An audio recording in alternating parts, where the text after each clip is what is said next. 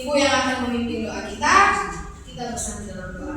Terima kasih Tuhan untuk hari ini kami mau belajar, kiranya Tuhan hadir di tempat ini agar kami mengerti untuk materi apa yang akan kami pelajari hari ini. Ini doa kami Tuhan, dalam nama Yesus kami berdoa. Haleluya. Amin. Nah, anak-anak, minggu lalu kita sudah belajar tentang materi kita yang berjudul, siapa nih yang masih ingat apa judul materi kita untuk minggu lalu? Jilena apa tahu? Apa masih ingat apa judul materi kita minggu lalu? Ide pokok, Bu. Salah, hari ini kita akan puisi, Bu.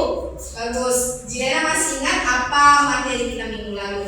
Nah, untuk materi kita hari ini anak-anak, kita akan belajar tentang bagaimana sih caranya kita untuk menentukan sebuah ide pokok dalam paragraf. Nah, kita akan lihat slide selanjutnya.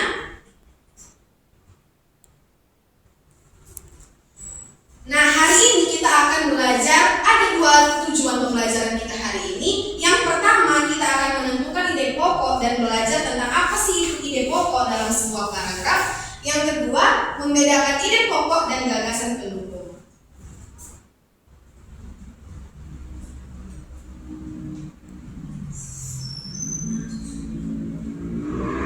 Nah, pertama-tama kita akan masuk ke materi kita, pengertian ide pokok. Apa sih itu pengertian dari ide pokok? Sama-sama kita lihat. Ide pokok adalah gagasan utama atau inti pembahasan yang terdapat dalam sebuah paragraf. Ide pokok menjadi dasar yang menjelaskan isi keseluruhan paragraf sehingga pembaca atau siswa nantinya dapat memahami maksud penulis dengan jelas. Nah, anak-anak, ide pokok itu biasanya terdapat dalam awal, akhir, atau campuran pada sebuah paragraf.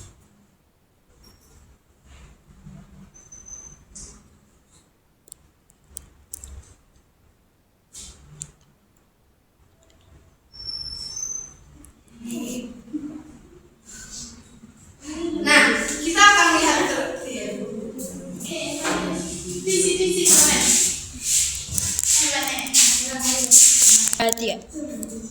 Nah, kita akan masuk dalam materi atau slide selanjutnya itu tentang kalimat utama. Apa sih itu kalimat utama? Kalimat utama adalah kalimat yang berisi ide pokok atau gagasan utama dalam sebuah paragraf. Nah, teman-teman, kalimat utama itu yang sudah saya sebutkan terlebih dahulu ada di 3 bagian. Yang pertama ada di awal paragraf atau paragraf deduktif. Apa itu paragraf deduktif? Kalimat utama terletak pada awal paragraf yang berisi gagasan utama, kemudian diikuti oleh beberapa kalimat penjelas yang mendukung gagasan tersebut. Nah, selanjutnya ada akhir paragraf atau paragraf induktif. Paragraf induktif itu sendiri adalah kalimat utama yang terletak pada akhir paragraf yang pada paragraf yang diawali dengan beberapa kalimat pendukung lainnya. Nah, kalimat utamanya berada pada akhir paragraf.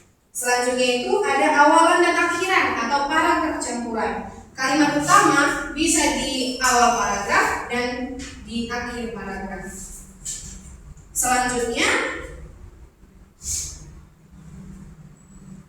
kita akan membahas tentang apa sih itu gagasan pendukung. Gagasan pendukung itu sendiri adalah ide atau informasi tambahan dalam sebuah paragraf yang berfungsi untuk menjelaskan, menguraikan, serta memperkuat gagasan atau ide pokok agar menjadi lebih jelas dan mudah dipahami oleh pembaca. Nah, selanjutnya kita akan membahas, dapat kita lihat di slide contoh pada paragraf dan apa ide pokoknya. Nah, siapa yang bisa bantu Ibu untuk membacakan contoh paragraf tersebut? Endang bisa baca? Lingkungan yang bersih sangat penting bagi kesehatan. Sampah yang dibuang sembarangan dapat menyebabkan berbagai penyakit. Selain itu, lingkungan yang kotor juga menimbulkan bau tidak sedap. Oleh karena itu, kita harus menjaga kebersihan lingkungan. Terima kasih untuk Endang. Nah, anak-anak, pada contoh paragraf tersebut yang memiliki ide pokoknya di awal paragraf. Nah, yang di garis tebal warna biru itu adalah ide pokoknya, yang dimana lingkungan yang bersih sangat penting bagi kesehatan. Itu adalah ide pokok pada paragraf tersebut.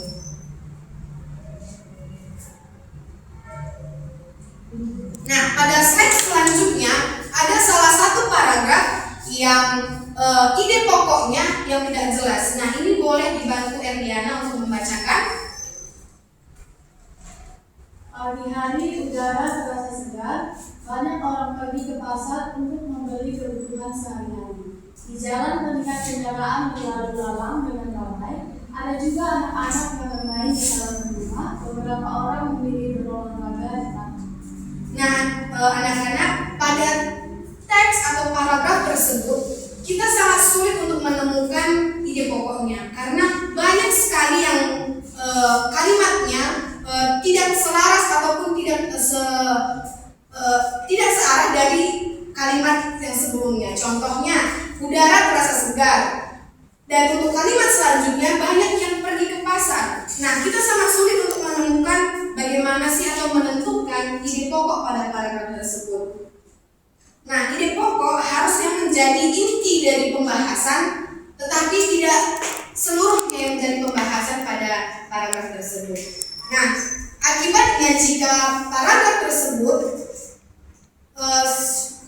tidak ditemukan ide pokoknya, pembaca atau siswa kita nanti akan menjadi kesulitan untuk memahami isi teks tersebut.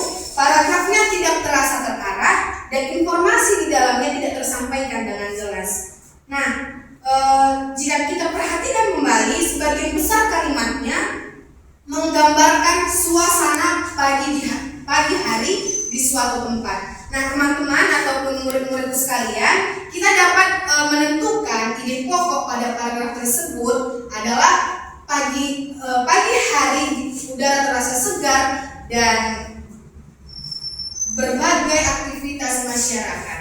Nah, itu mungkin salah satu ide pokok yang bisa diambil dari paragraf yang tidak jelas yang mana ide pokoknya. Nah, selanjutnya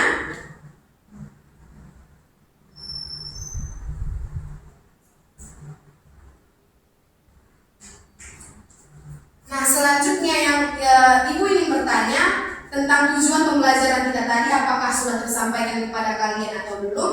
Pertanyaan saya, apa sih tadi itu arti dari ide pokok? Siapa yang bisa menjawab? Saya Bu. Oke, Jilena silakan. Ide pokok adalah suatu gagasan utama atau inti dari pembahasan yang menjadi dasar suatu paragraf. Baik, selanjutnya pertanyaan yang kedua tadi, apa yang membedakan ide pokok dan gagasan pendukung? Rahayu bisa jelaskan ide pokok apa perbedaannya dengan gagasan pendukung? Kalau ide pokok itu kan Bu, ide pokok adalah gagasan utama atau inti pembahasan yang menjadi dasar suatu paragraf. Kemudian kalau gagasan pendukung itu adalah informasi tambahan yang berfungsi sebagai menjelaskan, memperkuat atau melengkapi ide pokok Bu. Nah, terima kasih untuk Jilena dan Rahayu yang sudah menjawab pertanyaan Ibu.